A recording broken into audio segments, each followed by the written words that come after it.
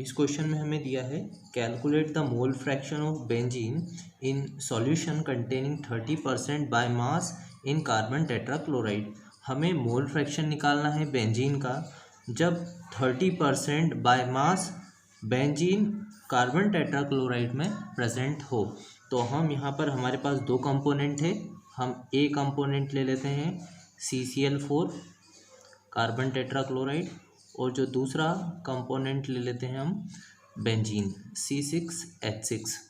अब हमारे पास इन्होंने बोला है कि 30% बाय मास बेंजीन प्रेजेंट है कार्बन टेट्राक्लोराइड में। तो पहले हम ऐसा लेट कर लेते हैं, ऐसा मान लेते हैं कि हमारा जो टोटल सॉल्यूशन का मास है वो 100 ग्राम है। Let total mass of solution be 100 gram.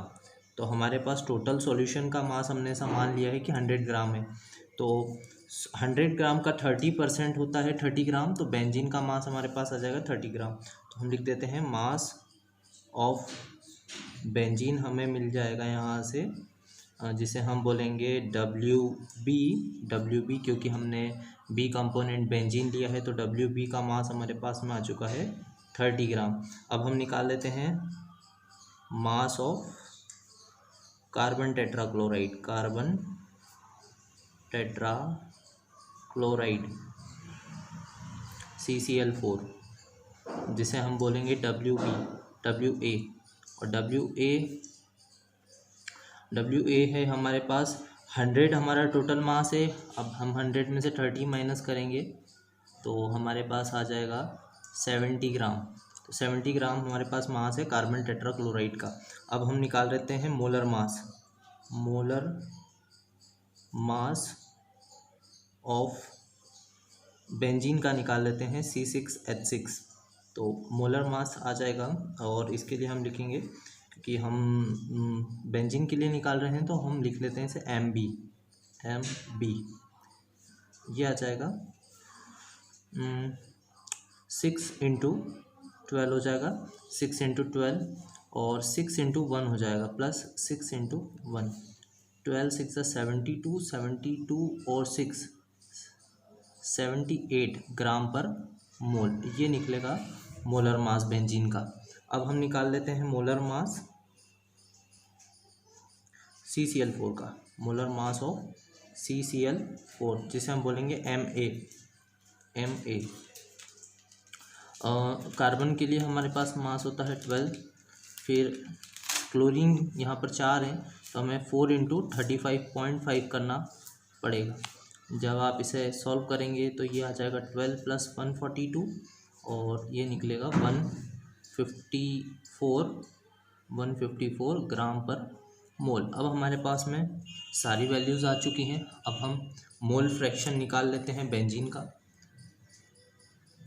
Mole fraction of benzene,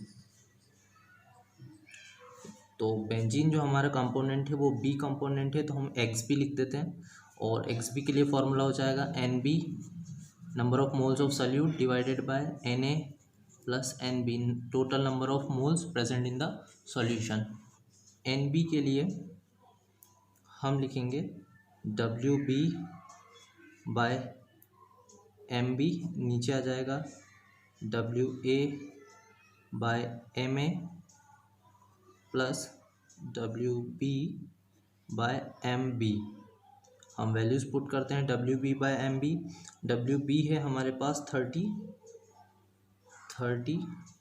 divided by MB है हमारा 78, नीचे आ जाएगा हमारे पास WA/MA। WA है हमारे पास 70, जो हमने यहाँ निकाला 70।